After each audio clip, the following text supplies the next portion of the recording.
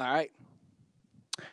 We are going to be live in 5, 4, 3, 2, 1. Welcome to the Dirty Sports Podcast. I'm Andy Ruther, coming to you live from the lovely Smut Studio in Venice Beach, California, with my co-host, Joey No Chill Prano. Good morning, Andrew. How you feeling today, buddy? A little tired. I've had a lot of early mornings the last few weeks. I decided to sleep in today. I went out and I did all you can eat sushi last night. You owe me all you can eat sushi. I know. I already owed my brother all you can eat sushi because he hooked me up with a laptop. So I was like, I'll take my brother out to all you can eat. And then we went to his yacht club and had some Mai Tais. And I was like planning on sleeping in this morning. But you know when you get up early, then like you don't get up early, you're even more tired. Does that make sense? It makes total sense. I like went to sleep, got up at like 7:30 like I usually do, and was like, nope, today I'm gonna sleep in a little bit. So I took the dog out and then I went back to bed, and now I'm like more tired than if I had just gotten up at 7:30. What I've noticed will destroy me, is basically doing that. Like if I wake up early and then decide to go back to sleep, even if I'm just still in bed. Yeah. Like let's say the alarm goes off at 7:30 and I say, no, I need more sleep. Then I wake up at 8:30. Yeah. Exhausted. Yeah. That's pretty much what happened with me today. So I got my gigantic McCafe over here, which will be sucking on throughout the show. Get that vanilla McCafe action. You love McDonald's coffee? You do. Highly underrated. People like McDonald's. I'll take McDonald's coffee over Starbucks every day. Oh. Yeah, not even close. I'd love to hear some coffee people talk about that. Yeah. McCafe, good McDonald's coffee. I say it all the time. Highly underrated. I'm also a Dunkin' Donuts guy. Yeah. And then like it's a big East Coast thing. Dunkin' Donuts and McDonald's, or I go like a fancy coffee. You know what I mean? I don't fuck really with like Coffee Bean or Pete's or Starbucks. Coffee Bean does have good crushed ice, so I don't mind an ice drink from Coffee Bean, but that's about it. I'm a Trader Joe's make it yourself at home green tea guy. Yeah, I was about to say, are you making coffee these days? No, green tea. Have you gotten into the matcha tea? Which one is that? It's a different style of green tea. Yes, I did when I was on the road with my mom last week.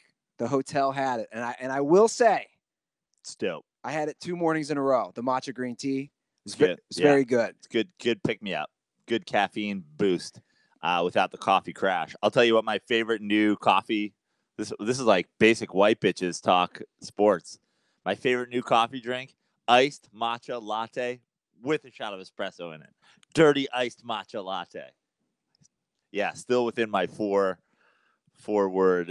coffee drink rule. What's your 4-word coffee drink rule? If your coffee order has more than 4 words in it, you're dead. You're like, you should be murdered. Your apartment like 136. Soy, vanilla, matcha, latte with almond butter. And you're like, no, can't. Like even, simple, like large black coffee, that's already 3. Yeah. I like that rule. It's a good rule. By the way, speaking before we hop into everything, and we will be looking at the comment section today, it is Kobe Bryant's 40th birthday. So I would love to hear from all the Kobe fans out there. We had a troll, faceless Kobe troll yesterday. Attack Dirty Sports. We were under troll attack. We needed like a troll attack gif. Troll attack. Did you like how I handled that though? I thought I handled it well.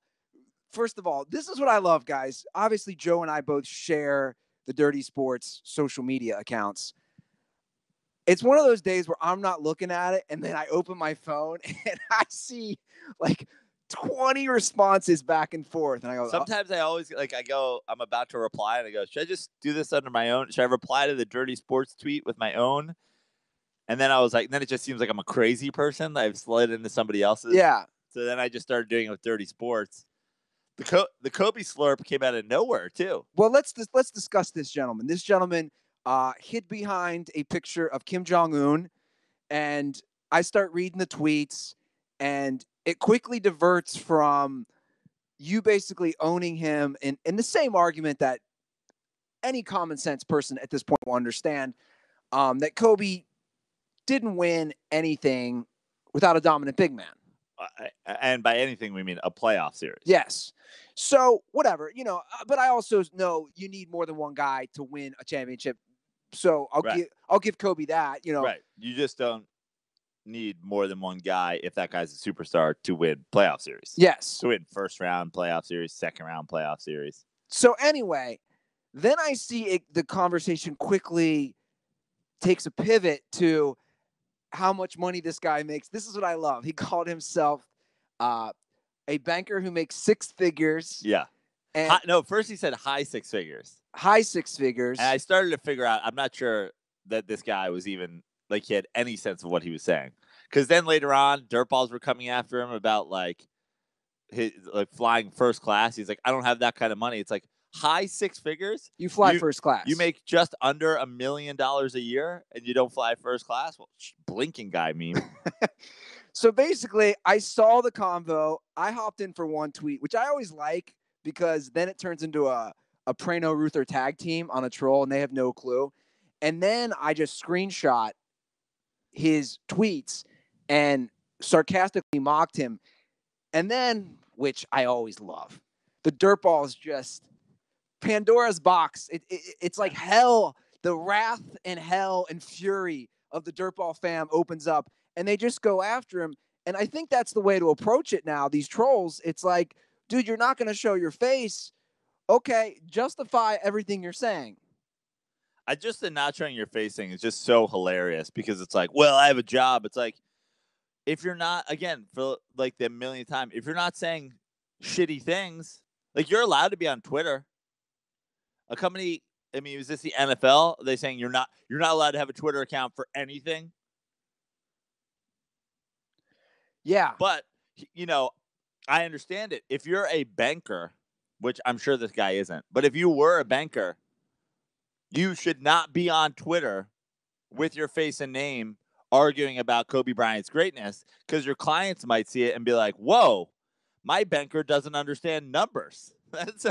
He doesn't understand that a guy made a career out of shooting fucking 30%, that a guy was a high volume shooter and is the only reason he scored. You're exaggerating. I don't want my banker putting my money into investments where it's like high risk, high reward, like crazy volume shooter. No, I don't want my money in that. Like, find me an investment that can make you money consistently. Where do you put Kobe? That's the question I thought this morning to ask you.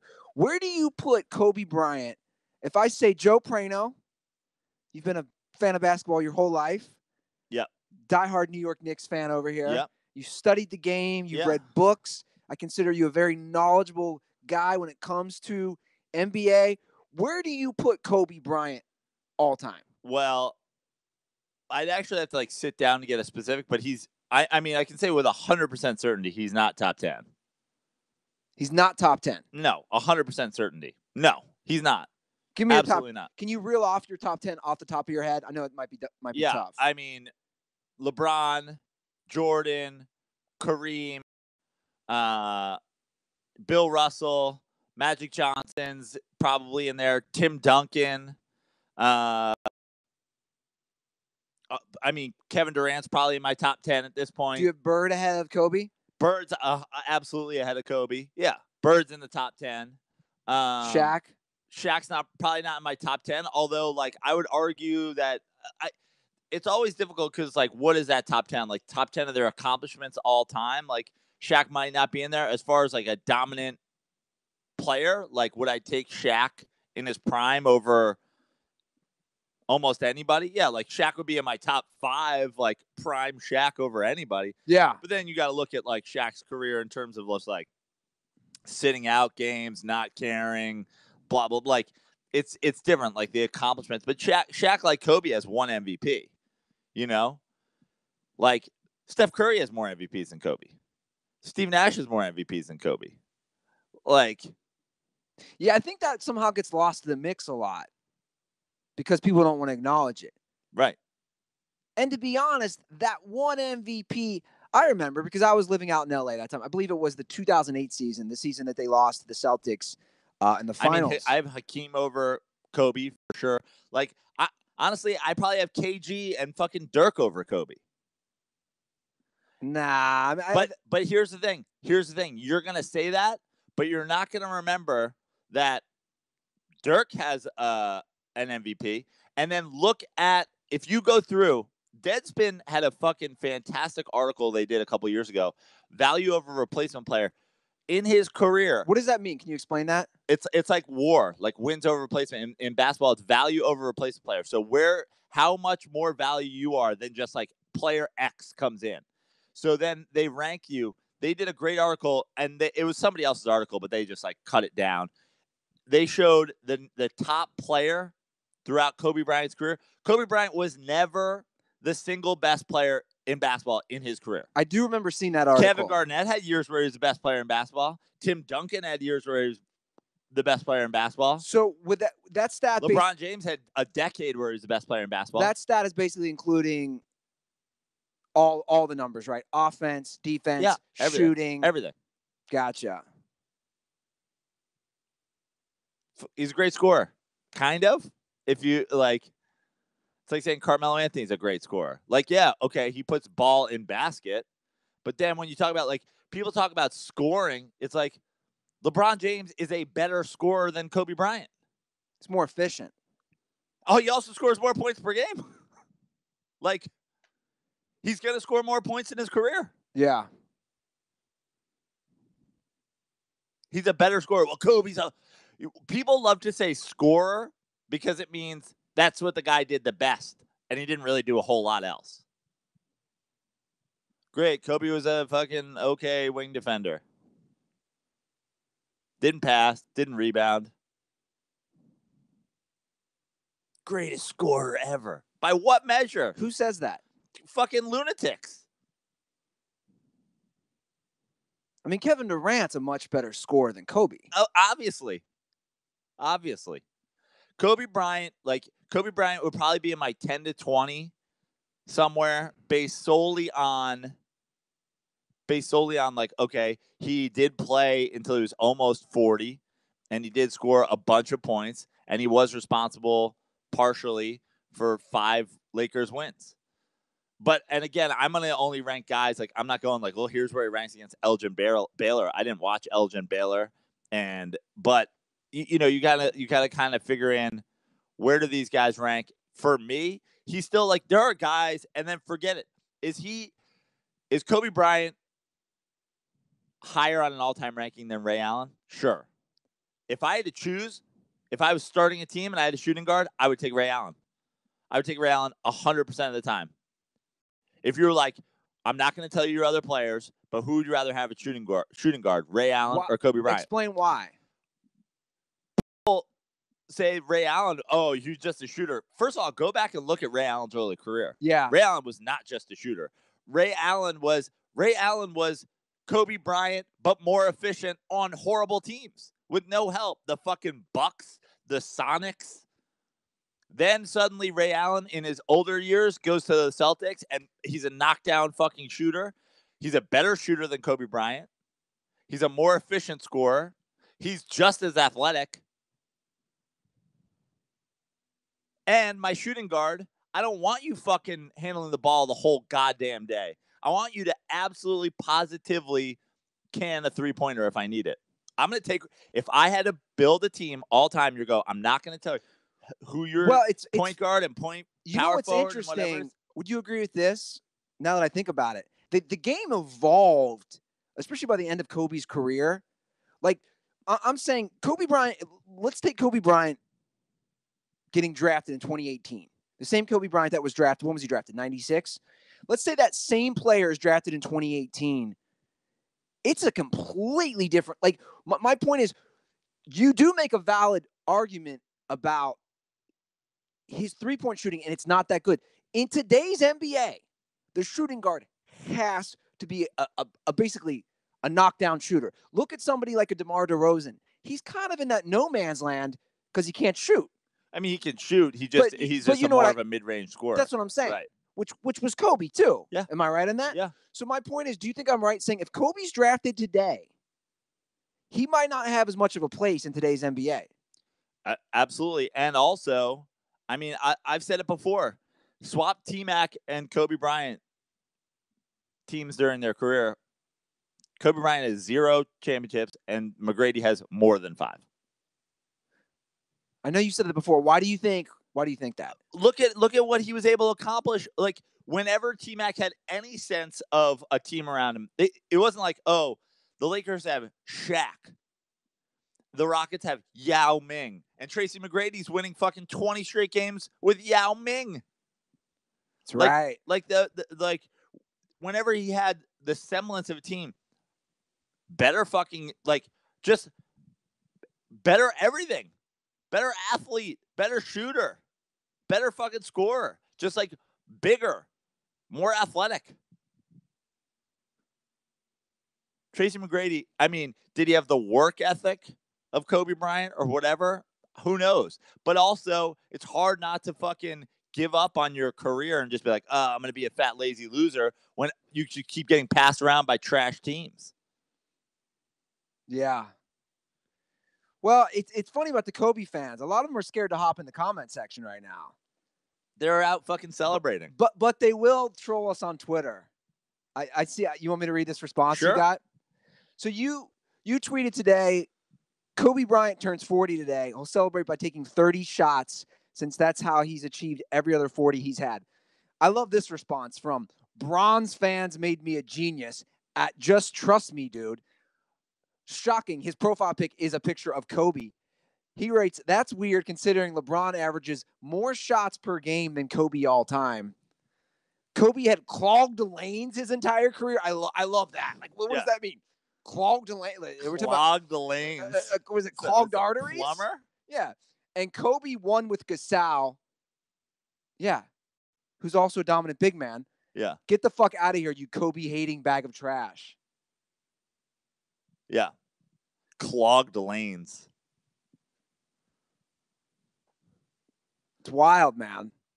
People hate reality. People like the LeBron, I mean, I've seen people, and my favorite thing is when the Jordan and LeBron argument, like when somebody hops in with Kobe and people are like, get the fuck out of here. Like, you're like, Kobe Bryant is not in that conversation at all. When you go down the line from Jordan and LeBron in terms of MVPs and career scoring and shooting percentage and rebounds, and like the reason it's an argument is because it's pretty fucking close. Well, the reason it's not an argument, if you go down statistically, LeBron, Kobe, and this is out there, Kobe, career better free throw shooter. That's it. Yeah. That's it. Well, not more efficient scorer, not more points per game, not more rebounds per game, not more assists, not more anything, not more anything. Clearly not more MVPs. One MVP. One. A game that I like that you've done basically since we started this show, and a point that you've made, which I think we should all remember for all sports, is switch that player with a different player. Switch teams. Yeah. And I think that's a great way of looking at it. Whether it's switching LeBron with Kobe, or like you said, Kobe with Tracy McGrady, or Aaron Rodgers with a Tom Brady, or, Drew Brees with the...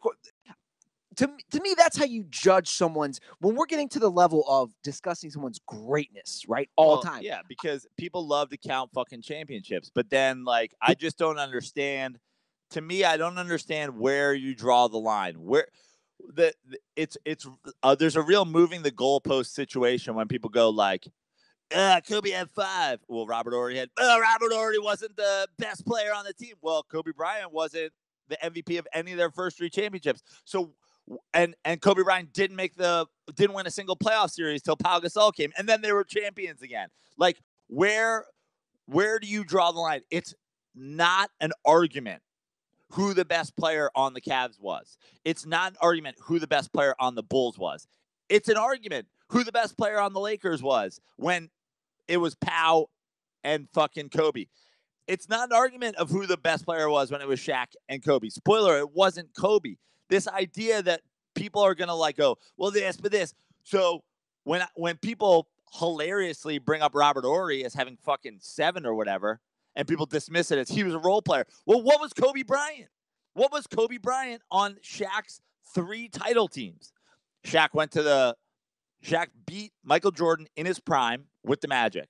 Shaq left and went to Miami and won with a basically, like, I think Wade was like a second-year guard. But Dwayne Wade also was the MVP of that series. But that's the decade of prime Shaq.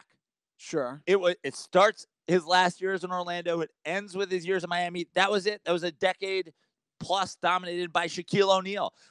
Was Dwayne Wade, because they had Shaq and they were letting him go to the free throw line in that whole fucking series where everybody's saying, oh, he got to the free throw line way too many times. Yeah, was he? But no one's the Miami Heat were not winning that championship before Shaq got there. They won because of Shaq.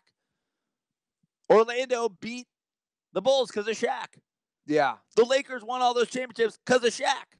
That was the decade of Shaq. Kobe was there for 3. Great. So was Robert Horry. Yeah. I think people forget. Now, again, I'm not going to take it anyway. Kobe and Shaq were a phenomenal 1-2 combo. And they worked well together, and they won 3. And to be honest, they could have won more, I think. Yeah. And why didn't they win more? Well, because the Lakers chose Kobe over Shaq. Well, why were they choosing between any of them? Why were they choosing between those guys? Because obviously there was a because Kobe Bryant's a cocksucker. That's why. They didn't have to choose. Those guys could have kept playing together. Kobe wanted his own fucking team, and he got it. And they missed the playoffs, and then they lost in the first round. Congratulations, you got your team. And then he was like, look, bring in the Spanish guy who isn't selling shoes and doesn't have a big name, and no one's going to question who the star of this team is, even though he's over there leading teams to the playoffs by Memphis. And I'm not able to fucking win a playoff series without anybody here. Let's get him in. Everybody will know this is Kobe's team because who's jumping on board of the Pau Gasol train? Then we'll win. Those will be my rings. Those will be my rings. Bottom line is, I've said it before. I'll say it again. You've argued with me on this. But all around what they brought to the fucking team, Pau Gasol brought more to those Lakers teams than Kobe Bryant. Going through the playoffs, playing Amare Stoudemire's Suns, the Tim Duncan Spurs, the Kevin Garnett Celtics. Who's doing the heavy lifting on those teams? That's a head-to-head battle between fucking Amare and Pau. Duncan and Pau. Oh, fucking Kobe Bryant's got to handle Manu Ginobili on the wing. Kobe Bryant's got to fucking handle, Leandro Barbosa. Kobe wasn't guarding fucking Steve Nash. Who's Kobe guarding the Celtics? Pierce or Ray Allen? Who knows? Happy 40th, Kobe. Happy 40th, bro. Also, don't forget, since it's 2018, he did sexually assault a girl. Always important to remember that. It can't be forgotten in the Me Too age. Can't be. Can't be. Congratulations, Kobe. You're 40, bro. You did it. On a lighter note, I have to bring up, speaking of Kobe and the Lakers, his former teammate, Lamar Odom, I have to bring up what he told Kevin Hart on Kevin Hart's. By the way, Kevin Hart, does he sleep? No. Kevin Hart he's a YouTube show? I don't know. I can't name off the top of my head like one thing Kevin Hart's done. I just know he's done like a million things. But see, I like Kevin Hart for that because he just doesn't sleep. Was he in Jumanji? Yes. Okay. So I got Jumanji. So Kevin Hart has the show called By the way, how many of LeBron James' former teammates are crackheads? How many of Michael Jordan's former teammates Delonte West are crack addicts? I mean we got some. Do we? Birdman? Crack addicts? Birdman?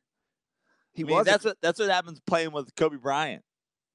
Lamar Odom's like, I gotta do fucking heroin. Well, Lamar went on Kevin Hart's Cold as Balls. They sit in an ice tub and just talk. Looks like really? Yeah. I watched it last night.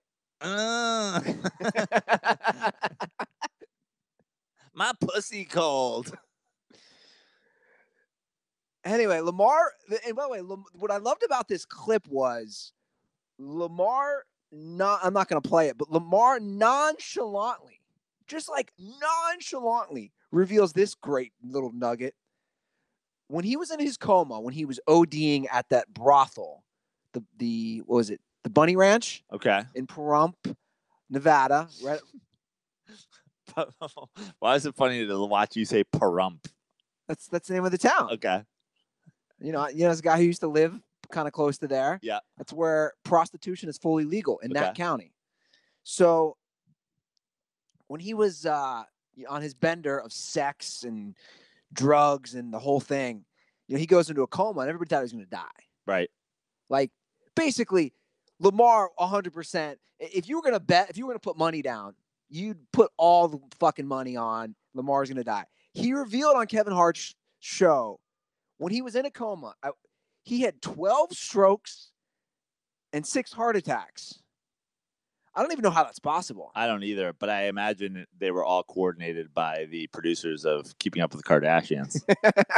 Like, this is good. This is good. Ratings are spiking every time he has a stroke. Oh, man. Bring in the stroke grip.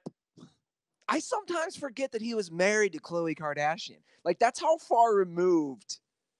That's how many NBA players she's fucked since then. Okay, let's name who has Khloe fucked since then. NBA guys: James Harden, Tristan Thompson. We got to be forgetting somebody else. I'm sure we are. And this all happened, by the way, beginning of 2016. It's not that long ago. Yeah, it's 2.5 years ago. Right. Wasn't she with somebody else? French Montana, but he's not an NBA player. Isn't it? I thought that was like it's a rapper. Really? I thought that was like Miley Cyrus's like secret name. I thought that was like her alter ego. I thought that was just like when Miley Cyrus went to France and put on a brunette wig. French Montana. You know what I miss? Speaking of Miley, I miss Slutty Miley. You know what? You're not allowed to miss Slutty Miley because when Slutty Miley was Slutty Miley, everybody was giving her shit, and I was the one lone Slutty Miley stan out there saying how great Slutty Miley was, how the Wrecking Ball video is the best thing ever, how her twerking was awesome. I was like, all these girls were sluts. Remember, all of them were sluts. At least she was like summer of 2013. I'll never forget. Remember, at least she was like open. She was like, I smoke weed. I'm a slut. Who cares? Like, I live free. And everybody's like, the twerking and the foam finger. Everybody came down on Miley so hard. Everybody made fun of her. I was like, this is the best Miley. Well, look, I made a lot now she's like fucking country singer. No, now she's like gone back to just being like, she's just like, I feel like she's just pajama Miley now. She's like always just like dressed like a schlub and like fucking doing fucking boring shit. Like, I'm gonna go skydiving. You're like, oh, who cares? Well, look, I made a lot of jokes. Although Malibu for sure. is a fucking fantastic jam. I made a lot of jokes for sure. Now, Miley hasn't been like you've always had like a major celebrity crush on her. 2013 when she became Slutty Miley, I was like, oh, I like this. She's like owning it. I also just like that she's like, she doesn't care. She truly like doesn't give a fuck what people think. All those other little pop stars are always like playing some little game where they're like trying to be this, trying to be that. But I have a firm belief, and I stand by. I don't think Miley, maybe she's changed and evolved now. When she was openly Slutty Miley, I don't think she would have been good in bed. That's nonsense. What do you mean? I think just because someone is openly acting scandalous and slutty doesn't mean that. I think a lot of times those girls aren't as good as the girls who are kind of prudish. But that's precisely the difference. Like the girls who act slutty. I just think Miley was just like, I'm doing my thing. I think Miley's just like an open book. I think she's down for whatever. Okay. I think Miley's 100% down. I don't think you're going to be like, hey, Miley, I want to do this. And she's going to be like, how dare you? Meanwhile, Britney Spears is like, I was just playing a slut on camera. I'm a country girl. But see, You that's can't where do I'm that different. for me. Like I would love to bang Britney Spears. See, I feel like she'd be a disaster. I think she kind of would too, but I don't know. Maybe that's more of a nostalgic thing for me. That Britney and I are like the same age, and she blew up when I was in high school, and then obviously the Baby One More Time video. That's funny. You know who I'm the same age as? Who? Kobe Bryant. 40. Well, he's a year older. Yeah, he's like, yeah. I'm pretty sure he came out of high school. Was he? He came out in '96. I believe it was 96. Yeah. Way before Lamar Odom was addicted to crack. Yeah. Although he's the reason. Kobe Bryant tried to kill Lamar Odom. Dude, that's potential. I saw Lamar. I might have even Kobe said Bryant this. is why Lamar Odom is addicted to crack. So you know Yard House Yeah. in Marina Del Rey? I saw Lamar, and this is the height of him being on the Kardashians and being married to Khloe. Lamar Odom walked into the Yard House. It was before Dirty Sports, 2013. I was out with a girl who used to you actually knew a girl who used to live in this complex that I hung out with a few times. I hooked up with a couple times. Okay. Anyway, we're at the Yard House, just having some beers, nachos. Lamar Odom walks in, and he walks in with one of his guys, and he's got the hoodie up. He puts it down when he sits down, and I'm like, okay, this is interesting. And I was debating the whole time. I was like, oh, I want to go over and talk to him. So it's like a weekday night.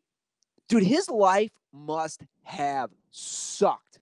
So not many people are noticing that he's here. A few girls notice, holy shit, Lamar Odom's here. Right. So I watched the Two whole. girls are like, oh my God, it's the guy from the Kardashians. What's his name? Larry? Lamont? Oh my God. And so one of the clothes, I think he's a clipper. So I watched the girls walk over to him and ask for pictures, and he was nice and polite, and he said no pictures. And you could tell he's like, dude, he's like a squirrel looking to cross the road. His head's always turning. He doesn't want people noticing him. He's just trying, I just noticed he's just in there to have some wings and like a beer or something. And not many people noticed him. Plus, it was pretty dead. Again, it was like a weekday night at Yard House, Marina Del Rey. Dude, but I noticed the minute I watched through the window, the minute he stepped foot out of there, like the hoodie comes up, he's tightening it. I thought, this guy's poor life. You're constantly pictures, film. Like, you want to blame Kobe? 100% that show, he had his addictions before. 100% that show turned him into a crackhead. Yeah. I'm still blaming Kobe for the beginning, right? It's like, it's what started him down this dark path of chasing fame or whatever. Because every time the Lakers would win a championship, they'd have a team picture. Kobe would be like, get everybody out of here. Everybody in the back. That was my fucking team. Don't forget who won this team. It's all me. I did it. And then he was like, I just want to get my recognition. Maybe I'll marry a famous person. And next thing you know, he just spiraled out of control.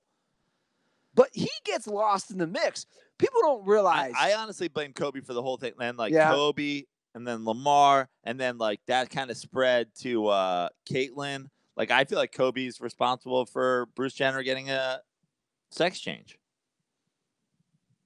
I blame Kobe for all of it. I blame Kobe for Kanye going off the rails. I blame Kobe for, it's basically everything Kardashian related, all kind of started in that world. It's just all Kobe Bryant's fault. I blame Kobe for 9/11. You and Kobe pretty much evenly. You guys together coordinated 9/11. Hard to say who was the MVP of 9/11. You or Kobe. It's funny you bring that up. I'm not releasing it. No way. But I'll discuss it on air. I am not going to release it. What? The recordings of you organizing 9/11? No. Jay Lloyd. Fuck it. I'll show it to you personally. You cannot show this. I posted some stuff with my mom, right? Because we just did our amazing trip together. Jay Lloyd sent me a text. Photoshop expert Jay Lloyd. Let me pull up the text. He said, didn't want to post this on social media out of respect for your mom, but just know you lobbed this one up like Chris Paul. #never forget. Oh my God. That's unbelievable. It's me and my mom smiling, and in the background is what? Is the World Trade Center, the World Trade Center getting hit with a plane, and then up in the clouds it says Ruther did 9/11. Should say the Ruthers did 9/11. Oh, my mom would. Hashtag Joanne knew. My mom would not be happy about that. Not at all. Well, Prano, we are 2 weeks away from our live podcast in the lovely Windy City of Chicago. I cannot wait. I'm excited, aren't you? Yeah, one of the destinations Kobe Bryant almost forced the Lakers to trade him to. That's right. And Dirtballs, if you want to come to the live show, tickets are available right now. Yeah. And you can get those by going to dirtysportslive.eventbrite.com. That's Thursday the 6th is the live podcast. While Joe Prano will be headlining all weekend, the 7th through the 9th. 7th, 8th, 9th at the Comedy Bar. They've got 2 rooms apparently. So the 6th, in one of the rooms, we'll be doing the podcast 7th, 8th, 9th in their main showroom. I'll be headlining. Ruth is going to be doing some spots on those shows. Am I doing spots? Is this confirmed? Yeah, you're definitely doing guest spots. We're still trying to coordinate you maybe being more heavily involved in the lineup, but you're definitely doing guest spots. Good. And apparently there's comedy shows in both of those rooms every night. So there's potential. I was talking to Brady Matthews, who if you're in Chicago, is out there, I think, this weekend. He is, yeah. Doing shows. He said that they have, like, he ends up doing like 10 spots while he's there. Like, he goes from one room to the other. They have a late night show. Oh, nice. So, yeah, it sounds like comedy bonanza. Yeah. So we've got White Sox, right, on the 5th. Yes. Live podcast the 6th, 7th, 8th, 9th shows. The 9th is also week 1 Sunday. That's going to be fantastic. And then the 10th, we're going to Brewers at Cubs. And we're going to be going to those games using our favorite ticket app. That is SeatGeek. The only place that Joe and I get tickets for any live event. Sports, comedy, musicals, you name it, guys. SeatGeek has it all. Monster truck rallies. Yeah. You know what? I'm going to be upgrading my car sometime in the next few months. Speaking of monster truck rallies, I'm going to try to donate my car to get it run Demolition over. Derby. I'm serious. I know a comic who does the PA announcing for monster trucks. Amazing. Yeah. I'm sure SeatGeek sells tickets to that, right? Yeah. Do a little dirtball meetup. Jam. Yeah. Get those tickets on SeatGeek. Well, guys, SeatGeek is the only app you should be using, especially with the NFL season coming up. I was telling Prano, I was like, man, I was looking at SeatGeek last night because the Chargers and the Rams play this year. How cool! At the Coliseum. The freeway game, they call it the freeway series. Well, that's what they call That's what they call the Angels Dodgers. But yeah, guys, you can take advantage of a great offer that we have with SeatGeek because best of all our listeners get $20 off their first SeatGeek purchase. Just download the SeatGeek app and enter promo code DIRTY today. That's promo code DIRTY for $20 off your first SeatGeek purchase. SeatGeek, life's an event. We have the tickets. So for those of you up in the Bay, I'll definitely be at next Saturday's game, Mets at Giants. It's a Saturday day game. So if you want to watch Prano, watch baseball. And then I'm working on Monday after I get back from there, before we leave for Chicago, Mets at Dodgers. I thought we have tickets already. Do we have tickets? Yeah. Oh, we have tickets to that Monday game. Bryson. Is that the game we have Monday? Yeah. Fantastic. Great. I completely forgot about that. Stripper Bryson. Yeah. Awesome. That's so great. Me, you, Goldberg. I think Monday is DeGrom Day. Didn't you ask Trevor too? Yeah, I completely forgot about that. I was literally just about to work on tickets. Yeah. We have tickets for Monday or Tuesday? Monday. Pretty sure it's Monday. Great. That's September 2nd, right? Yeah. No, September 2nd, Sunday. The 3rd is Monday. Why don't I just... I'm pretty sure it's Monday. Why don't I just pull up... It's got to be. Well, it's not... Why don't I just pull up my SeatGeek app? This It's is what I not love about Sunday. SeatGeek. Yeah, there you go. Because the tickets are already here. Yeah, September 3rd. Fantastic. 5:10? Wouldn't that be that's an interesting time? Is that accurate? It's probably ESPN game or something. It's a Monday 5:10 game. Can't wait. Speaking of the Dodgers, I know you have a lot to say, Joe Prano. I went off a little bit on Dirty Slides this week, but since then, Dave Roberts has Roberts even more. Last night, I was watching. It was an ESPN game. Cardinals, Dodgers. Dodgers are up 1-0 after a Jacques Peterson home run. Dodgers starter is cruising. Cue Dave Roberts, pulls him. Game immediately blown. They lose. It's like we're taking pitchers out during fucking shutouts now. Dave Roberts, if you're still on the Dave Roberts train, I just don't know who you are. We're now in 3 Dodger seasons with Dave Roberts. We have a gross playoff mismanagement, a blown World Series, and now are they 3.5? How many games back are they for the West? I'm looking right now. The Dodgers, as of today, Thursday, August 23rd, they are 4.5 games out. They currently sit at 67 and 61. They've lost 3 in a row, Joe, and they've lost 7 out of 10. So because by far, yes, say this, by far, not even close, by far the most talented roster in the National League. And they're 3.5 games out of wild card too.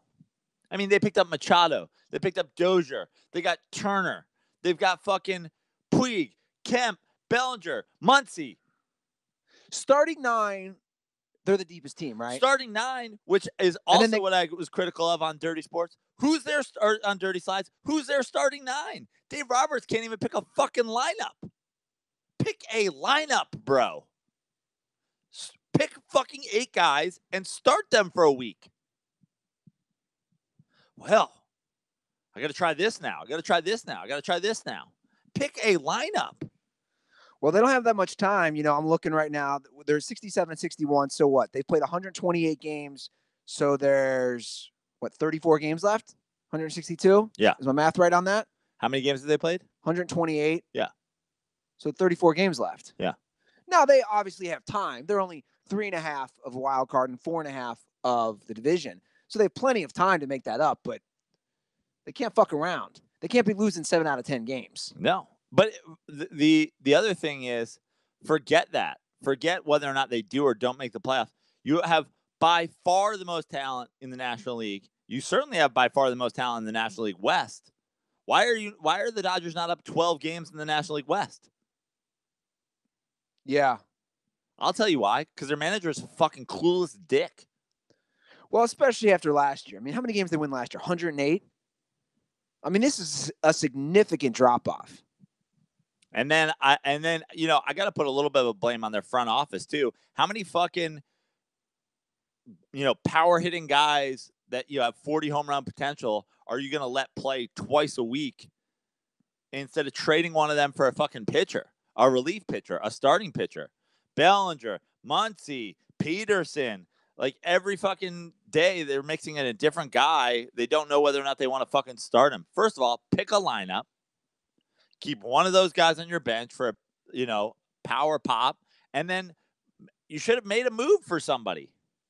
Now it's too late for that, but yeah, the pitching one is a difficult one to understand because I feel like they've done this every year now.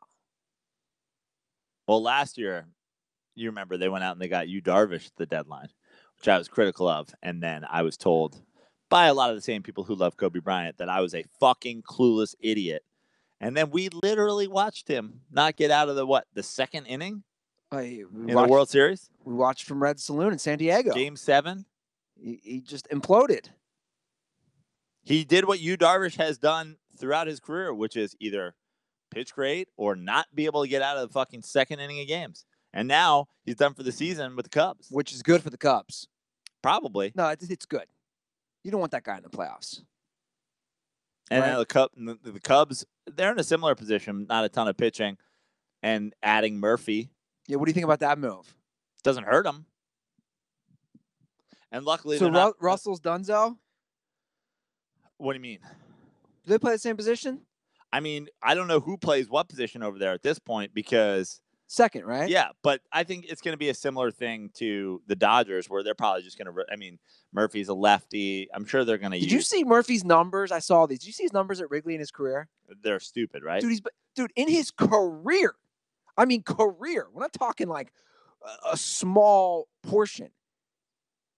In his career, a minimum of 100 at bats. He before the trade, he was batting like 396. Yeah. It's insane. Like yeah. all he's a terrible fielder. So I don't think that they're just going to hand him second base. Yeah. But they have Joe Madden, so they'll figure it out. Dave Roberts would just be like, I'm putting all these names into a fucking, a Yahtzee shaker, and I'm going to dump them out, and whichever fucking 8 come up, they're playing. And they're like, you're not playing Machado short? He's like, sorry. Yahtzee board says Kike is playing short today. How about this? Now is this dumb me, white person saying all black people look alike? Hugh Jackson is fat Dave Roberts. They kind of look alike. Do they? Is that a stretch? Yeah, it's a stretch. Dave Roberts is more like a Derek Fisher. Plus, Dave Roberts is half Asian, isn't he? Yeah. Hugh Jackson's black. Dave Roberts is like fake black. Nah, I feel like their skin tone's pretty similar. Okay. All right, is this our transition into Hard Knocks? Yeah, I wasn't trying to force that transition.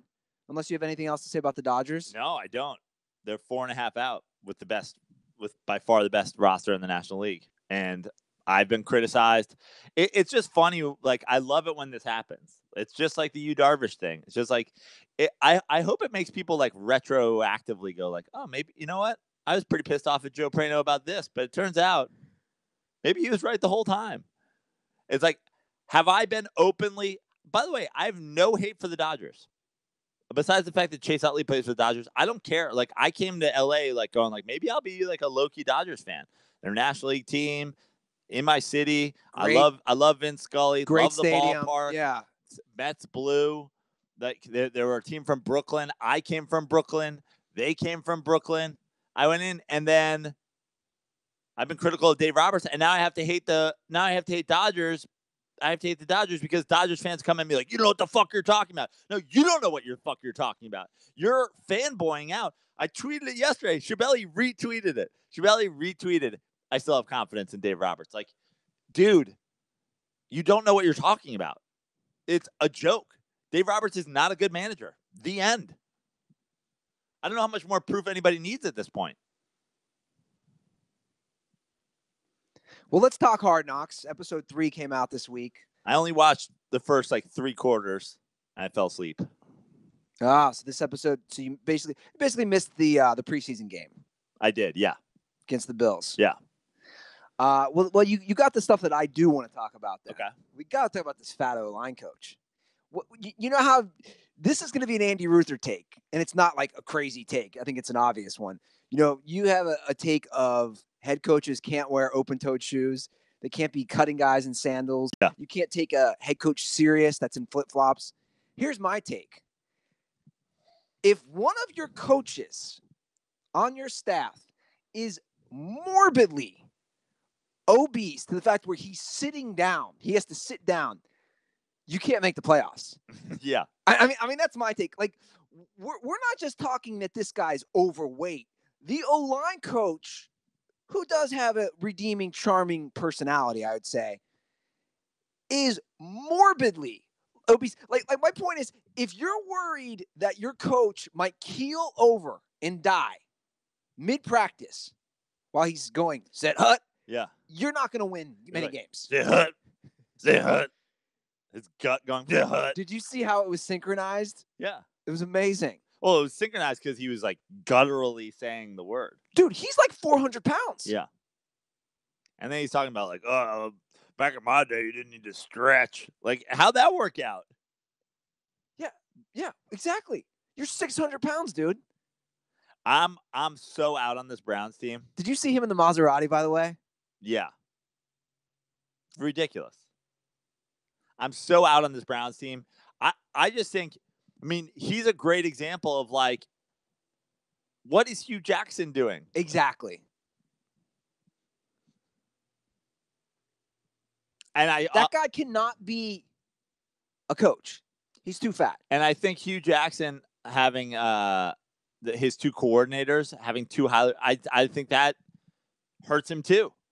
I feel like his two coordinators have such, successful histories and personalities, and they're hard asses. Yeah, that people are just going to be going like, the defense is going to want Williams to be the head coach the whole fucking season. The offense is going to want Haley to be the head coach the whole season. No one wants Hugh Jackson to be the coach, except anybody who does anything bad, because he's always like, Landry got in that fight. Did you see like the their post-fight interaction? He just like daps him. Dude, he just started a brawl in the middle of your football field. What's up, Juice?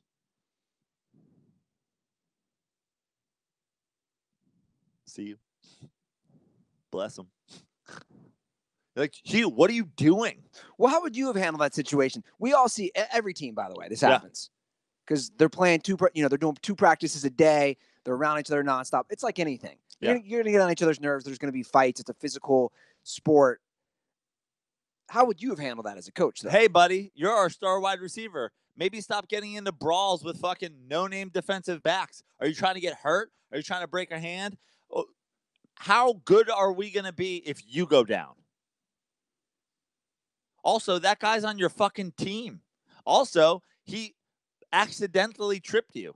Calm the fuck down. Again, I don't mind the fight as much as, like, dude, you're the star guy. Well, here it is. I'm looking at the YouTube comment section. We have a over-under here from Nick Yardley. He says, the over-under at the Browns, well, I said it at 4.5. This over-under is 5.5 at -150 for over. Yeah, I'm going under. Yeah, I would go under too, for sure. 100%. I'm out on this Browns team. Everybody's in on this Browns team. I'm out. You know what? I found myself having mixed feelings when I watched it last night. Because you like Hugh Jackson. Well, he's a likable guy for sure. Yeah. There's a difference between a likable guy. My dad's a likable guy too. He has absolutely no business being the head coach of a football team. But that's what I was going to say. I also have mixed feelings because of this. Now, I'm from the state of Ohio. Now, let me just kind of break down the rivalry between Cincinnati and Cleveland, because there is one. Is there? But that's what I want to get to. And it goes back to, obviously, all because of the Browns and Bengals. Now, people... There's a battle over the color orange? So, people might not remember. I mean, my dad talked about it when he came on Dirty Sports last year for his epic guest interview about the Freezer Bowl. Like where my dad said, the Bengals didn't exist till, I think, 1967. So they would go up to Cleveland for games. Cleveland's been around, the Browns have been around since the 1940s. Yeah. So my earliest memories was a good rivalry, right? It was Boomer Esiason, Bernie Kosar. Like, these were teams that were going into the playoffs, making deep runs. It was competitive. And, of course, Pittsburgh was in the division. And then they just sucked. The Bengals, the Browns, for years. So for me, that rivalry has completely... When you have two teams that have... I mean, there was a 15-year period where they both just sucked, right? So the rivalry loses its luster. So, like, for me, I felt like that made the whole rivalry between the two cities lose luster. So, in a way... is Cleveland generally considered like a better city? Growing up in Cincinnati, they were like the butt of jokes. What's the angle? It's just a shithole. And, of course, the river caught on fire, and it's a dump. 40 years ago. I love that. That's my best fucking... Yeah, 40 years ago, your river caught on fire. What are we talking about here? It's like... So, like, that was always the knock, was that Cleveland was a dump. And I still hear things because I have because Cincinnati's like almost Kentucky. You guys are not like the Rust Belt. That's what I'm saying. Yeah. It's completely different. So Cincinnati is, the most southwestern side of the state, and Cleveland's the most northeastern. I don't think people realize that. To drive from Cincinnati to Cleveland, it's not like Spokane and Seattle and where Chabelli's in school, where they're all like literally like 3 miles apart. Get those mentions ready. Yeah, so it's like 4.5 hours away. Yeah. You couldn't be. In fact, I was texting with somebody the other day about this, who's from Buffalo, and they go, "Oh, Buffalo to Cleveland, 3 hours max." So it's way closer than it. But my point is, you're right. There's completely two different, sides of the state. Yeah. One's on a lake, one's on a river. But in a way, I kind of find myself, kind of secretly rooting for the Browns. You were openly rooting for the Browns last year. You were all in on the Browns. But I also know it's the Browns. Does that make sense? Yeah. That's why I agree with you. I would set my under 5. The last couple years in my suicide pools, I would just pick against the Browns. And every time I went away from that is when I lost. I would just pick against the Browns, pick against the Browns, pick against the Browns. And then one time last year, I was like, oh, I'm going to do this. Boom, lost. I think last year I lost when I picked fucking Jags. One of my first strikes was like Jags against the Steelers. Like, why was I picking that? Why? The Browns are just sitting there. This year, I think that they're going to be overrated. I think spreads are going to be stupid. Like, I think, again, I'm going to bet against the spread on the Browns every fucking week. Well, they do have some talent, and we should talk about, like, I know we say this all the time, but Yeah, like I always say, because they pick first every year. Well, they have also, landing Jarvis Landry as a free agent. That's a huge get for a Cleveland, type of team. But did you see this part of Hard Knocks, which I thought was an interesting discussion? One of the directors of personnel, or a guy under the GM who used to play for the Cowboys, did you see what he said? Yeah. So basically, he said, when I was with Dallas, man, we went 1-15, Jimmy Johnson's first year. And then the Cowboys instantly turned it around. I think they went like 8-8 the next year. And he said he sees that with this team. But my argument to that is this. You might see a lot of talent and good young talent, but the difference between the storied franchise at that point, of Dallas Cowboys versus the Cleveland Browns, like, you can't compare these two organizations. Kendricks, who just left the Eagles last year, said there's more talent in the Browns locker room than there was in the Eagles locker room last year. Interesting. Which, look, talent is great, but when no one fucking plays because the coach just lets you sit out, like, I'm so off I was never really on the Hugh Jackson bandwagon, but I'm so off. Like, to me, I just think, and what's amazing is, like, I've seen other people say this. I saw Simmons, like, tweet a list of, like, poor coaching performances on Hard Knocks, and he had Hugh Jackson, like, on top of that list, which I don't know if I agree with being the worst head coaching performance, but there are people that are like, what are you watching? I'm like, who's watching this and thinking like, oh yeah, it seems like these guys really want to play for Hugh Jackson. Episode 1, we have to get guys to practice. That's a conversation that's happening in an NFL locker room. How do we get it so that guys stop skipping practice? Yeah. We got to bring up the Dez thing. Yeah. Dez Bryant currently, as of right now, is still a free agent, correct? Correct. He was walking around. Everybody seemed excited. Like, what was... Well, here's what's interesting about Dez. I read a good article on Yahoo last night about it. So what basically happened was, I think a lot of us forget, the Ravens offered Dez a contract back in May. Right. And he laughed at it. Right. And I think he thought he would have a lot more suitors out there. He hasn't. And the Browns apparently were very interested in him way back then. And he blew him off. And he kept blowing him off. So now here we are, 2 weeks removed from the season starting. And now the Browns hold all the power. Right. Or anybody that wants Dez. Right. They can really, give him a much lower salary than what he wanted. So you see it in Hard Knocks, right? Where Dez is so happy to be there because he's an interested team. But now Josh Gordon's also back. Right. So you have, if you're looking at it from Cleveland's perspective, you have Jarvis Landry. Yep. Josh Gordon, when he plays, fucking stud. And you got that rookie. Was it Callaway? Yep. From Florida, who's got good potential. Do you really want to add, the question is, do you really want to add Dez Bryant, who comes with this baggage, and also his production just continues to go down every year? Do you really want to add him to that mix? I guess depends. Well, first of all, I guess it depends on how much he's willing to take or how little he's willing to take. And also, does Hugh from what you see from Hugh Jackson, does it seem like he's concerned about Dez Bryant's locker room personality? He'd be like, what happened? I beat up my mother the other day. He's like, you get one mulligan, okay?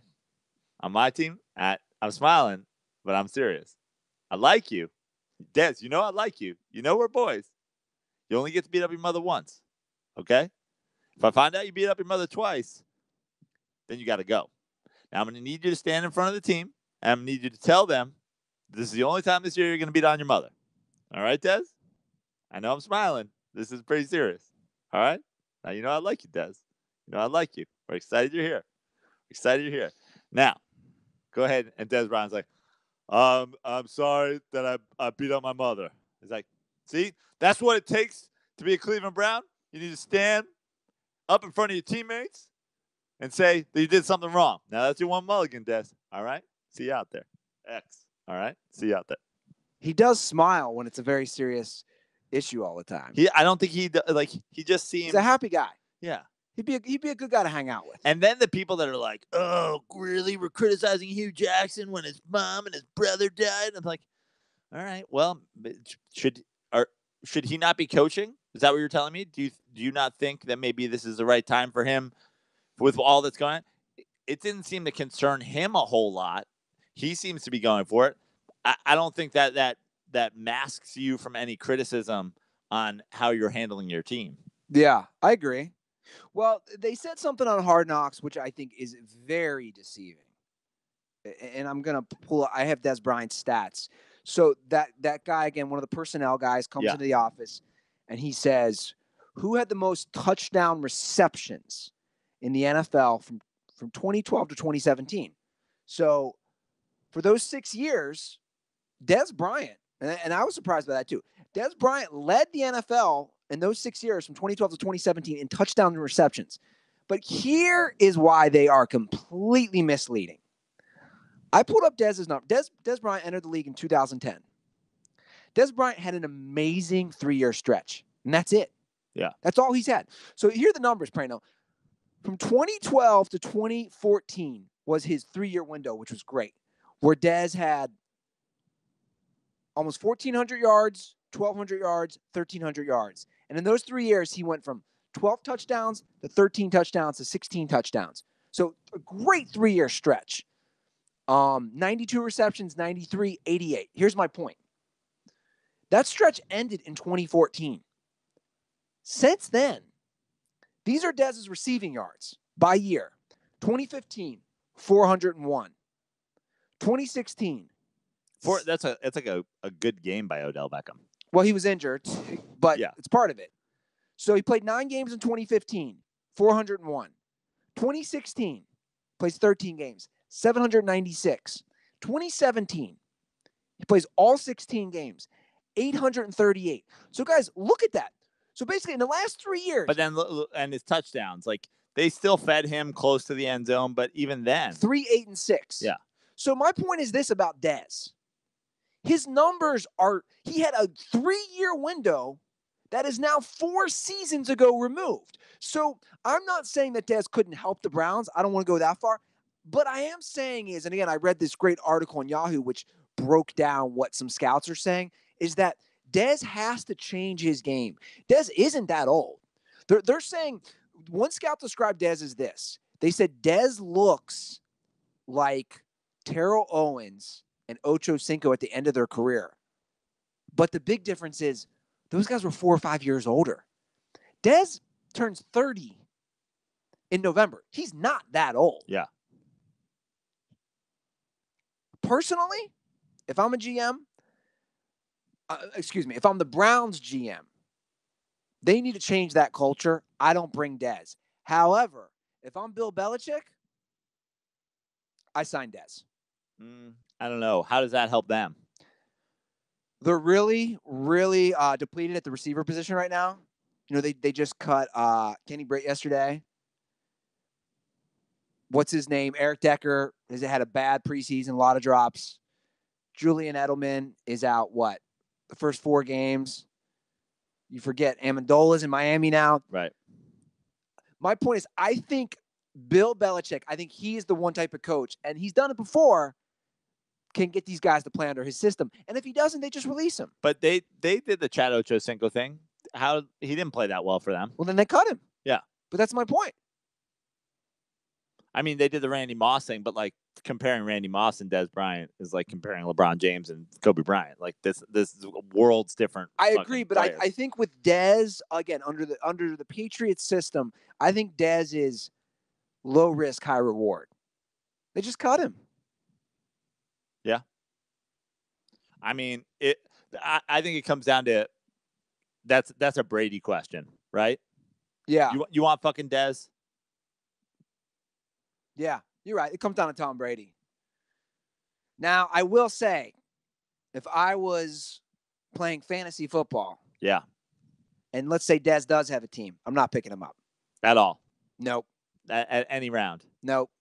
No Dez. I can assure you, if Dez is on a team, somebody's picking him up in your fantasy league. I agree. But those people, they're not using Pro Football Focus. That's for sure. No, they're not using PFF Fantasy, Pro Football Focus Fantasy, which uses their exclusive data on every play, which is important, of every game to bring you the best fantasy insights and advice. So Dirtballs, join PFF Edge for full access to PFF's player projections, fantasy draft resources, positional matchup, and of course, the award-winning fantasy content. If you're a high-stakes player, you can also step up to PFF. Which I am, as everybody knows. You're a high-stakes guy, right? Yeah. So, Prano, you should step it up to PFF Elite and dive into Premium Stats 2.0 for exclusive player performance stats across every position. Elite subscribers also get the new PFF Greenline Pick Center and DFS Optimizer. Guys, PFF Fantasy leads you to victory with data-driven projections. Again, how many times have I said this? I like facts. I like stats. These are all things that they use. Expert rankings and roster advice all year long, from draft nights through the playoffs, guys. So join PFF Fantasy today and prepare to win. Sign up right now at pfffootballfocus.com. Once again, that's pfffootballfocus.com. Joe and I will be using it when we enter our fantasy league. You said you wanted to create one. This is all you, Prano. I'm putting it on you. Okay. This is all you, fam. All right, I got it. Am I in charge of who gets invites as well? Yes. Great. I'm doing that today. Oh, shit. Yeah. But we're gonna... Is Goldberg back in? Yeah, let Goldberg in. Whoo! That Dem report. Some wounds were bandaged, huh? Well, like I said on this week's Dent Report with Maddie, we've been yeah, back in the fantasy, man. We've been mending our relationship for the last month, so yeah. Yeah, waiver wire. But here's the deal with Maddie, though. You and I, since we work with Pro Football Focus, we have already a subscription that they give us. Oh, Maddie can use some of his fucking poker winnings. Yeah. I'm just saying, we have an edge. Yeah. Now, again, trademark. We have the edge. You guys can go to profootballfocus.com and sign up for that great edge too. Yeah, Fredo's looking at himself on YouTube doing the Goldberg. Unbelievable. Yeah. So me, you, Goldberg. Who else we got? You said 10. I said 10. Yeah, I said 10 to 12. Right. I think there'll be some. Yeah, I'll make a list, and then we're gonna put some up for grabs, right? Yeah, sure. Yeah, I think I'm gonna put down some people that should have automatic berths, and then we'll leave some up for grabs. And are those dirtball? Yeah. Oh, sorry. I can't not look at the mentions on Twitter. It's just so funny. Kobe Bryant slurpers in there? This guy's so mad. We have Dirtballs agreeing with you and defending. Gasol averaged 18-7 on Memphis. LOL. Yeah. By the way, that's not true. What? It's like this statistical guys. Stop looking at the fucking raw numbers. Like you just gave me two numbers. You just gave me fucking two numbers. Serious question: who do you think averaged more assists for their career, Pau Gasol or Kobe Bryant? Kobe did. You think so? Yeah. I bet you it's pretty close. What's Pau Gasol's career assist numbers? Not that high. What is it? 4? It is no. Here, let me pull it up. He is 3.2. How many assists a game do you think Kobe Bryant averaged? 4.1? I bet Kobe was 4.7. You want me to pull it up? Yeah, let's do it. All right, so Powell's 3.2 assists a game. I said Kobe 4.7. Oh my God, dead on, 4.7. So your shooting guard is getting 1.5 more assists a game than your center.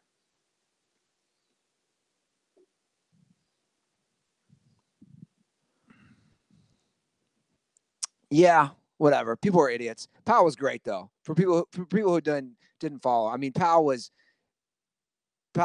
a really good. Really go good through. I mean, you're on. I think you're on the.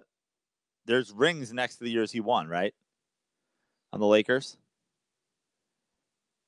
Well, I already know the years he won. Yeah. So read his stats from those years. They're good, dude. They're really good. 18.9 points a game. 9.6 rebounds a game. 3.5 assists a game. 1 block a game. High shooting percentage. High free throw percentage. The next year, 18.3 points. 11.3 rebounds a game. 3.4 assists a game. 1.7 blocks a game. 8.3. Wait, what was that second? What was his assist that year? 4.3? 3.4. 3.4. So 18, 11, 4, 3.3.5, and 2?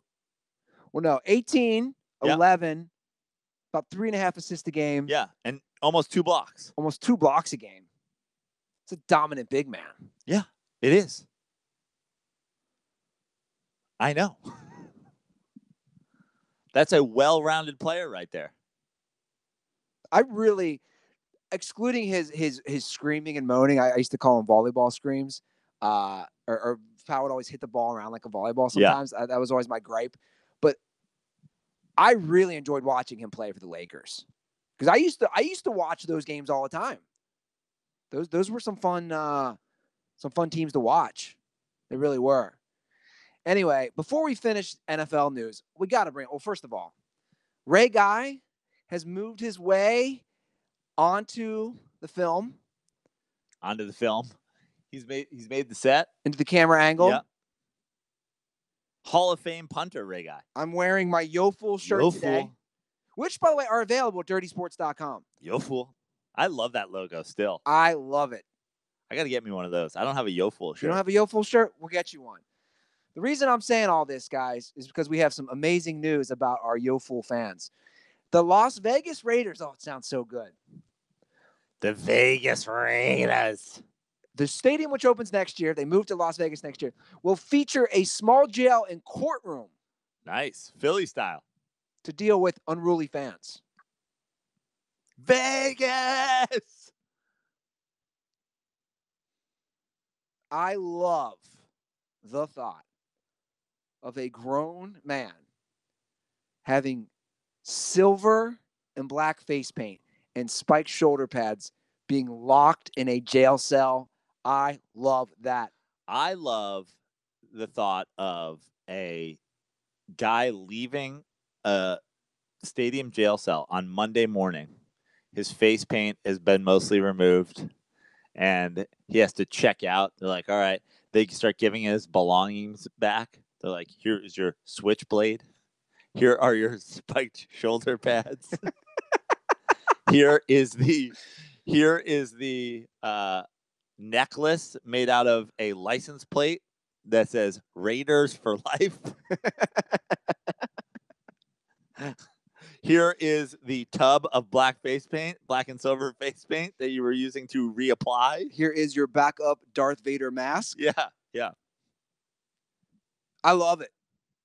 I told you before the show started today, I am not joking.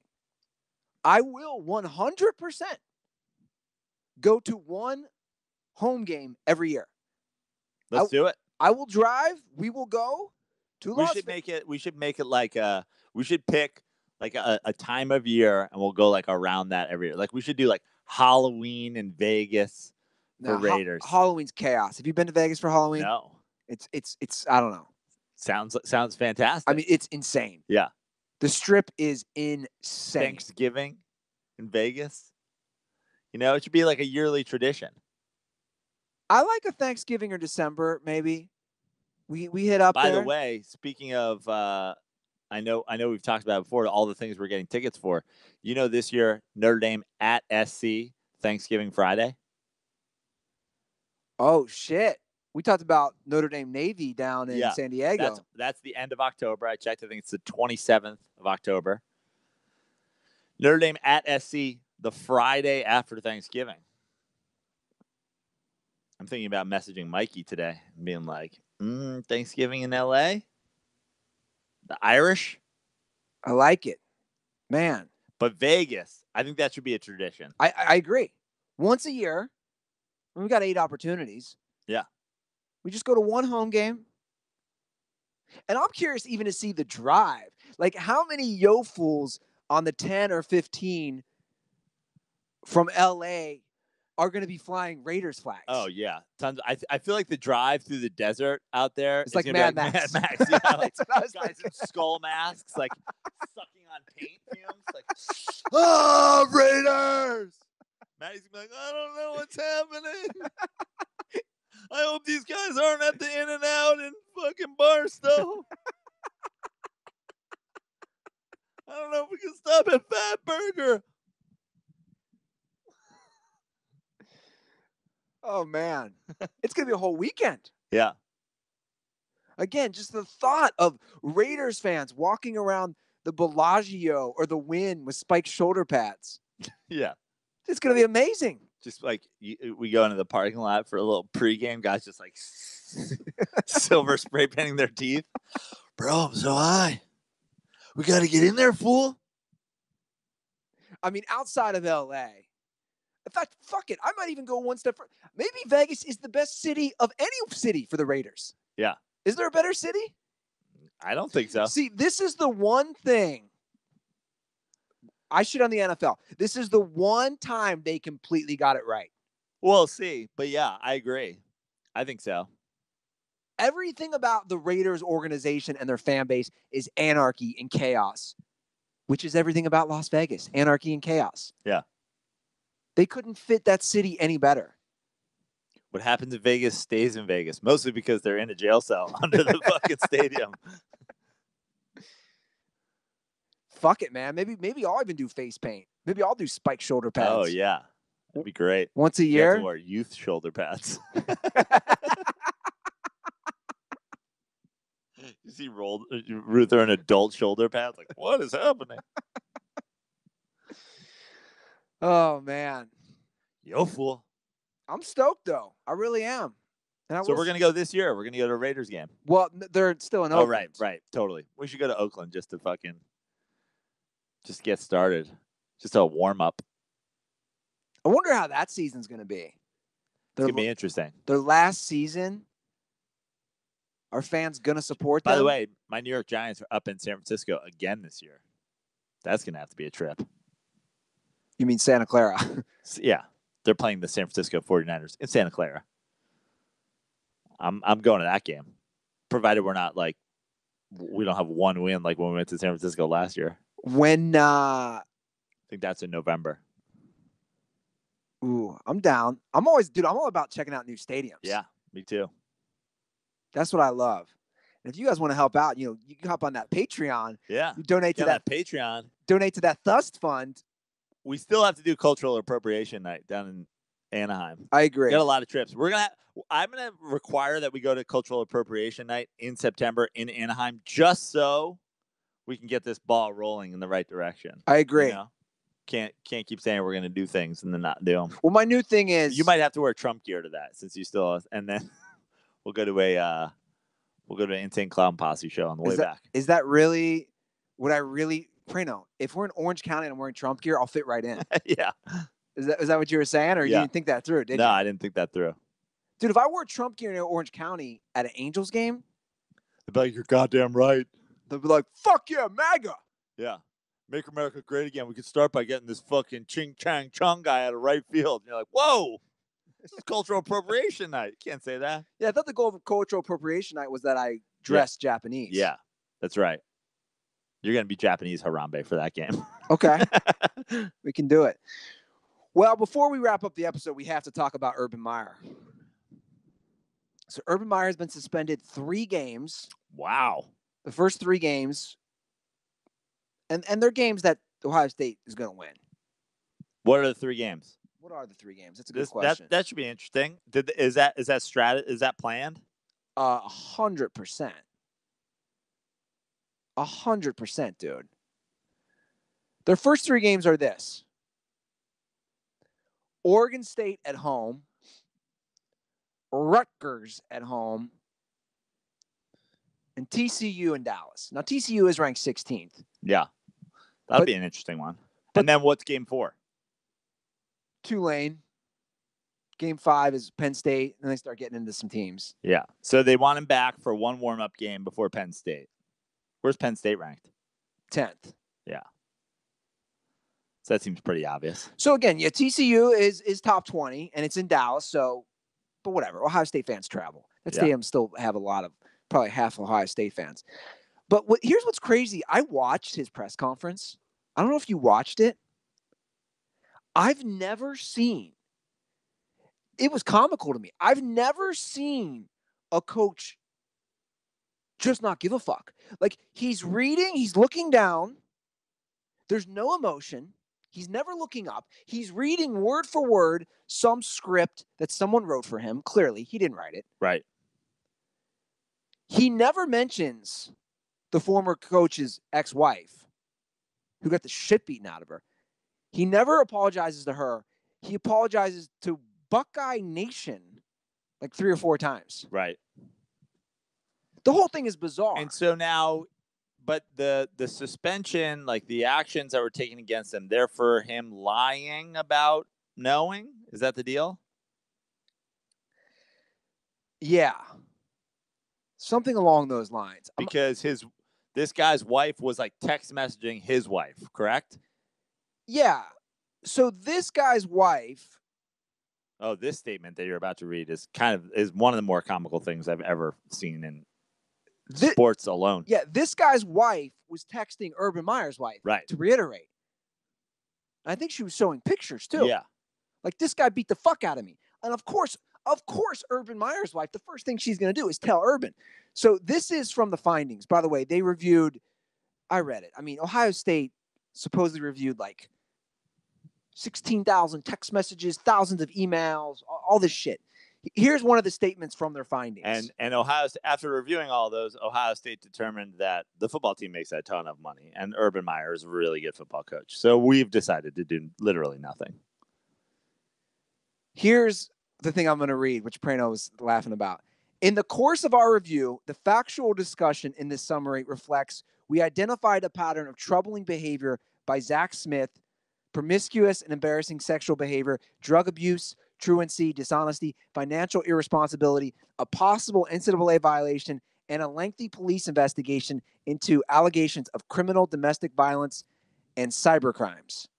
Repeatedly, Zach Smith's conduct was met with reprimands and warnings by Coach Meyer, but never a written report, never an investigation, and no disciplinary action until July 23rd, 2018. While we do not doubt that Coach Meyer respects women and is dedicated to fostering an environment of respect for women in his program, his apparent blind spot for Zach Smith seems to have impaired his judgment and his management of the behavior of at least one of his assistants. What the fuck are we talking about here? His apparent blind spot. So they list all these things that they identified, which Urban Meyer knew, but didn't report until a month ago? Right. Correct. Dude, it's you know what's so wild about all this? Well, first of all, we're all hypocrites. That's always my theme, and I'm going to preach it because you said it right there. At the end of the day, the football program makes a shit ton of money. The Horseshoe's 110,000 people every home game. Urban Meyer is arguably the top 2 coach with Nick Saban.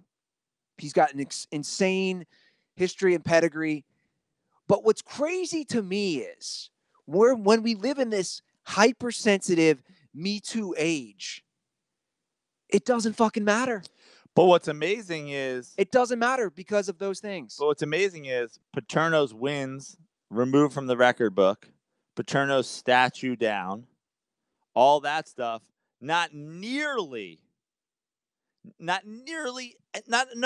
close to the evidence that he knew that this was going on. Urban Meyer, a 50-something-year-old guy in the age of fucking text message and emails and all that stuff, as opposed to a fucking 80-year-old dude that some assistant told him that some other former assistant was doing that. Gone, wiped. And everybody agrees. Should have known, should have done something like that. This is having evidence, knowing the facts. No one's denying that. He absolutely 100% knew what was happening and lied about it. 3 games. It's wild, dude. It's absolutely wild. Because what? Paterno hadn't been in a national championship game recently? Again, I just can't believe in the age we live in. I just can't believe with the precedent that was set from that incident that this guy got a 3-game suspension. Yeah. And again, look, we're all hypocrites. We are. But. Well, I don't watch college football for a number of reasons, this included. Because the whole thing's a sham, right? Well, so is the NFL. We watch guys who aren't the best people, or we go to movies of actors who aren't the best people, or listen to music. That's my point. There's a lot of hypocrisy across the board, but this makes Ohio State as a university, the Ohio State University, which my little brother is about to finish dental school in. It makes them and their university and the president there, it makes them all look like giant pieces of shit. It does. You, at the end of the day, didn't take any moral high ground. And again, I'm not saying I'm a better person. I don't want people to think like I'm not saying, I'm just saying you're an institution of higher learning. And you gave him 3 games when, like Joe said, he clearly fucking knew. But aren't you a better person? Let's be honest. If some dirtball said, look, Joe Prano, I've been texting him and fucking whatever about, he's basically involved in a situation where I'm beating up my girlfriend and I'm hitting my girlfriend in the face every time Joe Prano says, kill yourself on the Dirty Sports podcast. I've been sending him pictures. I've been doing all that stuff. And you found out and you were like, you wouldn't go like, why wouldn't you tell me any of this? And then you go like, Deadspin's writing a story about it. Like, seems like this is a weird, like, wouldn't you be like, maybe I don't want to fucking, maybe we do, like, maybe you're not the co-host of the Dirty Sports anymore? There's a million sports blogs that are saying Dirty Sports is the worst fucking piece of shit organization ever because Joe Prano is basically advocating some dirtball beating up his wife, or the intern was beating up his wife? Well, I'd like to think that, yeah, I would. If I found out from you that like you and Trevor had been text messaging back and forth about Trevor beating the shit out of like the two dogs he's watching or something like that, I'd have been like, yo, fuck all of y'all. I am out of here. I have no interest in being involved in it. By the way, that's a hypothetical situation. Trevor is a fantastic dog owner.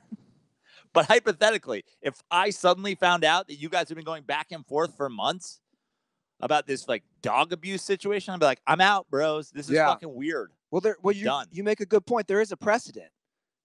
Yeah. And now, as a university, Ohio State has set this bar so fucking low. They have. Dude, it's Ohio State. They have been a blue blood dominant program. But wait, hold on. What about the other precedent that's already been set from that school? Didn't Tressel get fucking... Didn't he get fired over, like, free tattoos or something? But that's another thing I want to bring up. People forget Terrell Pryor was suspended 5 games over free tattoos. Their star quarterback, Terrell Pryor, was suspended 5 games for free tattoos. So basically, Ohio State is saying it's worse for a college athlete to get free tattoos than it is, and a young kid too, who's going to make naive decisions. It's worse for a young kid in his 20s to accept free tattoos than it is for a grown man in his 50s to repeatedly ignore that one of his assistant coaches was beating the living hell out of his wife. That's what Ohio State has basically determined and set as a precedent. It's awful. It's completely and utterly awful. Now, where do you usually come down on Ohio State as an Ohio guy? Or do you like typically you don't give a shit? Well, I've said my dad was always anti-Ohio State. Yeah, till your brother enrolled. And then my brother enrolled, and Walt's the biggest homer ever. And I went to a game last year, and I'll be honest, I was looking at going to a game this year with my brother. Again, am I a hypocrite if I go to a game? Yeah, probably. But are you? But typically you don't root for them. Like now, I hope they lose every game. Like, let me put it this way: when they're on, I'm kind of indifferent. Or in the past, I'm not really rooting for them. I'm not rooting against them. Now, a lot of my brothers hate Ohio State, but they also have to deal with Ohio State fans, right? So, like, I'll tell you what. I sold all my Ohio stock years ago, but I've seen under the tweets, there are people from Ohio still defending Urban Meyer. Did you see under mine? Did you see that? Did you see that one dude? No, but I'm not surprised. I tweeted honestly, I tweeted last night, Urban Meyer could have been the dude who drove Aaron Hernandez's car in those drive-by shootings, and Ohio State still wouldn't fire him. This dude wrote underneath it,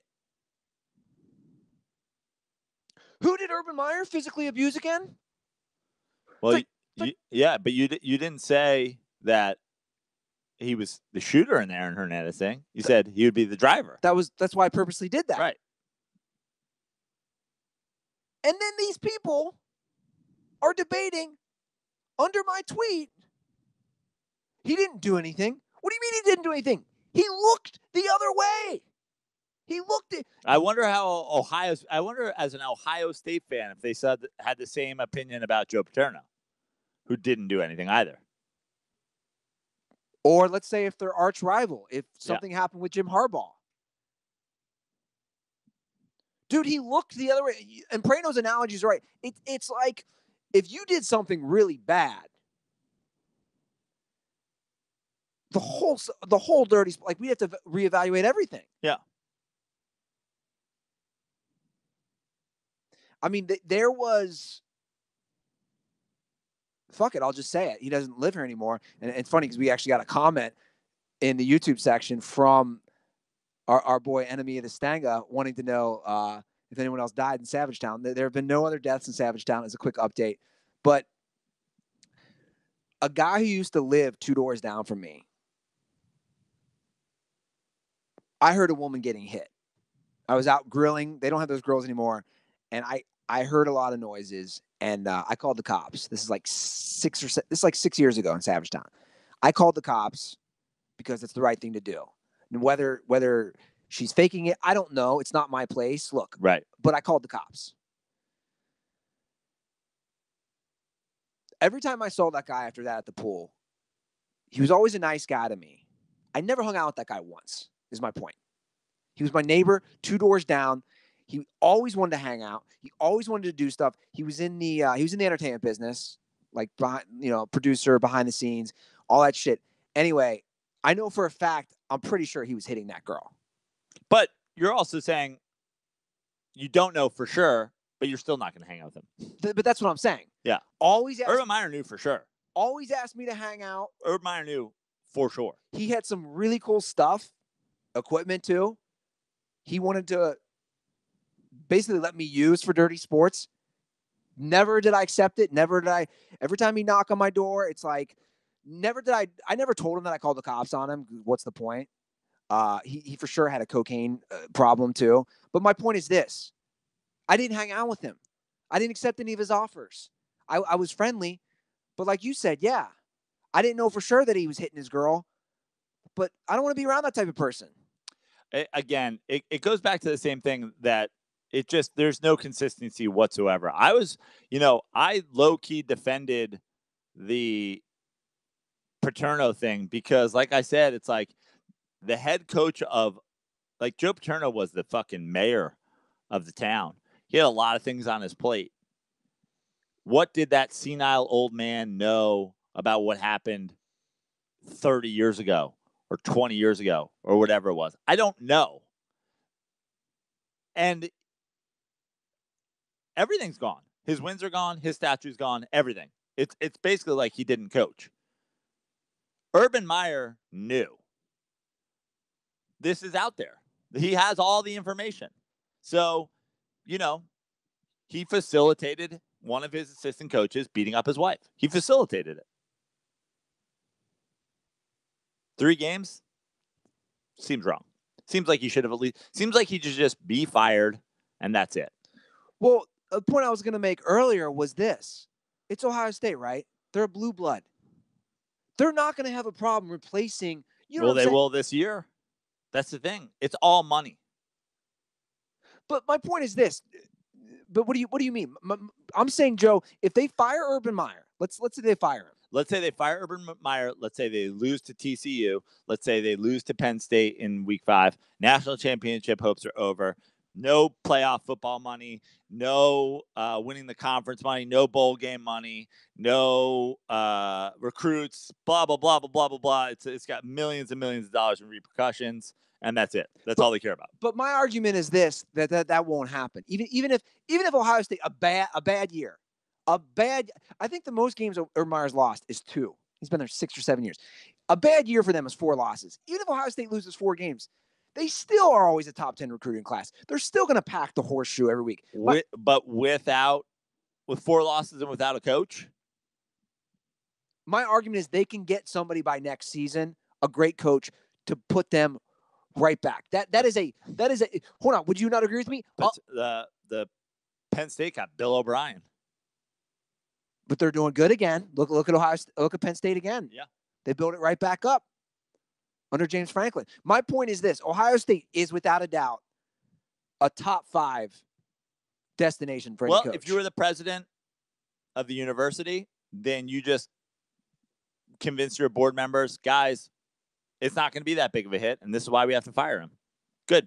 You're a different president than this guy who's probably worried about losing his job.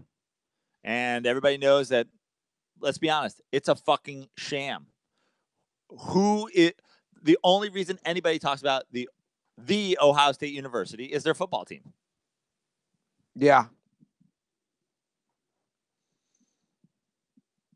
If their football team had won 3 games every year over the last 30 years, you think your brother's in dental school there? I don't know. Might have been like, you know what? Maybe I go to Michigan. He applied to Michigan too, actually. See? He got in. I assume In-state tuition.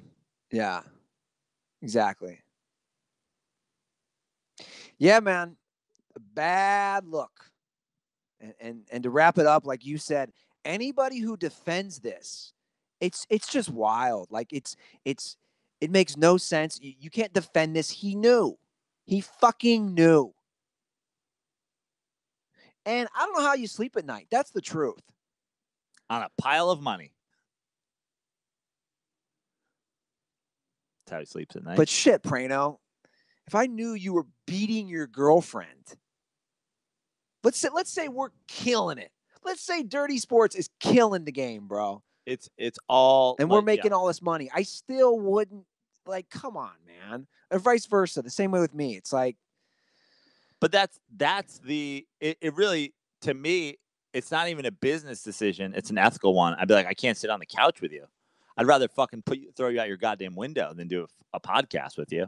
Yeah. He's like, nah, come on into the coach's room. You want to review game film? Yeah.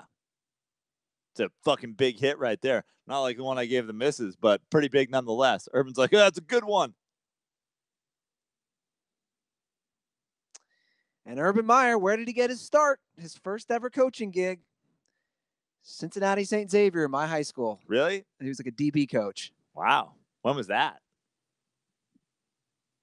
I don't know. He went from, because he got a degree from University of Cincinnati. I think like a master's. Jeez. So he's got a lot of ties. Ohio. I am out. Yeah. Out of Ohio. Because then he ended up coaching at University of Cincinnati as an assistant, worked his way up, Bowling Green, Utah, Florida. Yeah. Ohio and Mormons. Ohio and religion. I've sold all my stock years ago. Goes to Utah, gets around a bunch of Mormons. Goes, who cares he beat up his wife? How many of his wives did he have? He only beat up one of 12. They're like, no, he's just got that one wife. Fuck, whatever. We have any comments? We have any questions? We have anything before we wrap up? Yeah, man, let's wrap it up. Here's a question from Jorge Morales. Have you guys announced the Madden giveaway winners yet? They will be announced next week. Okay. Do we have winners? Or next show. I have not drawn the winner. It's computer generated. So I push a little button and boom, they will draw the winners. So the winners will be drawn next episode. Great. We'll do that. No, we got a lot of comments, not too many questions. A lot of it was earlier in the show. We can ask you this one, Joe. Sure. From Nick Yardley. Who does Joe hate more, Kobe or Melo? I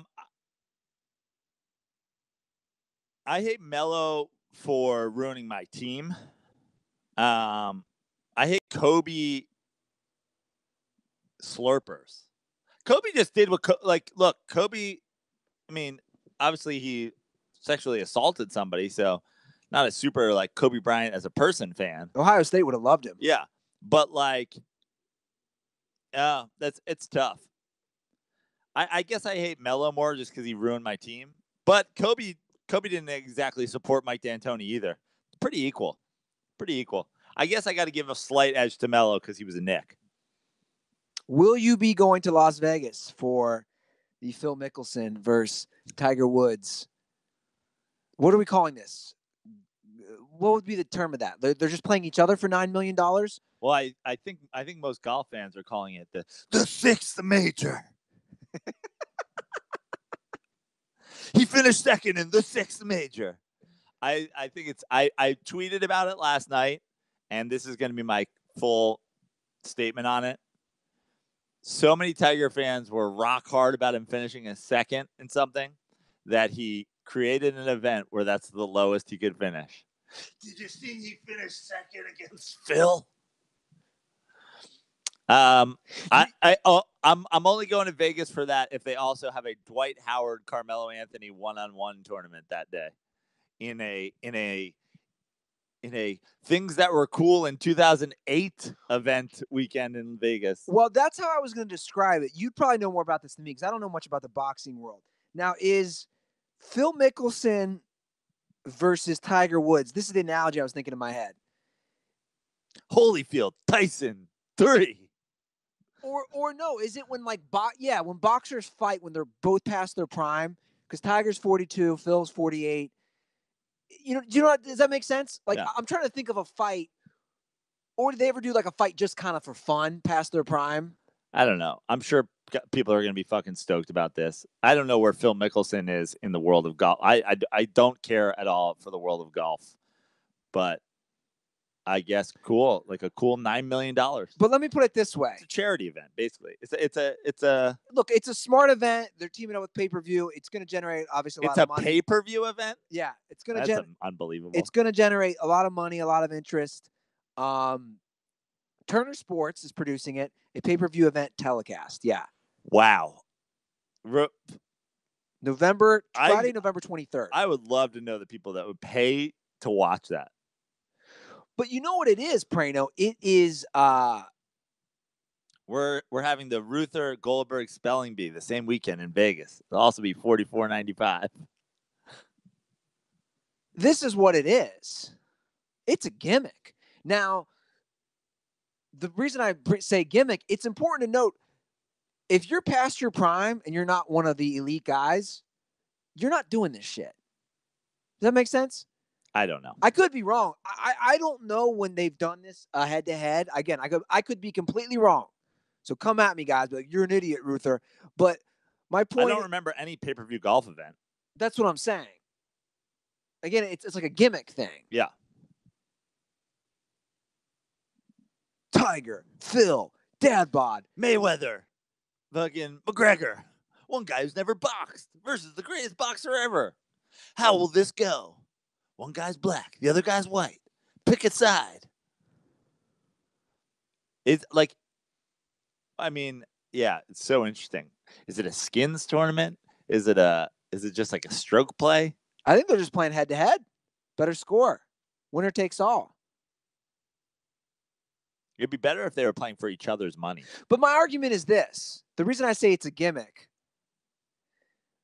Tiger Woods in his prime isn't doing this shit. That's all I'm saying.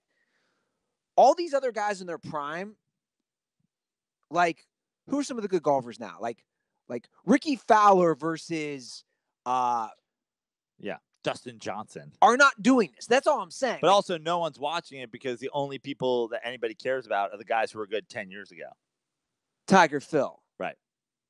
I'm telling you, this is a mellow Dwight Howard one-on-one basketball game on pay-per-view. Is this like when two tennis players play past their prime? Kobe, Ginobili. Yeah. For all the marbles. What? They're both 40. Is this like This is like what's the movie Battle of the Sexes? Yes. Yeah. This is what's her name? Yeah. Tiger's gonna play in a dress. What's the female? Can we get Michelle Wee in this golf tournament? Also, Happy Gilmore.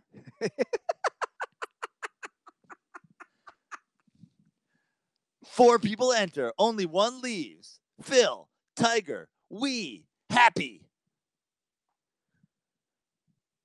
Bill Murray. Now we're getting on board. You toss in Sandler dressed as Happy Gilmore, John Daly, Bill Murray, who promises to play all 18 holes over the legal limit. Oh, bro. Yeah. I mean, we got us now. You get a foursome. Daly, Palmer, head to head. They'll both play while holding a drink. 2 men, one-handed clubbing. Very gimmicky. It's honestly Goldberg Ruther. It's the Goldberg Ruther basketball game. That's what this is. Can Tribelli ref this golf tournament? Yeah. It's pretty hack. It's the equivalent. And again, it'll do great. It'll garner all the interest. It'll do great. People will buy it. But to me, it's the equivalent of a prop comic. It's hack. I call it hack. This is a serious question. I'd love the over under. So it's going to be a pay-per-view. If you they're going to play 18 holes, right? Yeah. So, the mid-60s is mid-60s a good round. Sure. Right? So between the two of them, 130 ballpark. Let's call it 130, 5. Over under. amount of total strokes played in that head-to-head, or amount of times total that everybody that pays to watch this on pay-per-view has had sex. Total. 135. 135 sexual intercourses from people that are watching pay-per-view golf from two guys whose primes are long over. Are we talking partners or? No, total. Like, if you have sex, you could have had sex 5 times in your life. That's 5. Oh, well, come on. There'll be millions of people who pay for this. But of those millions, how many of them? That's what I'm saying. How many of them are going with having a zero number? Honey, can you imagine that conversation? Honey, we're buying pay-per-view golf this weekend. I'll tell you one thing. My dad, who lives on the Golf Channel, especially in retirement.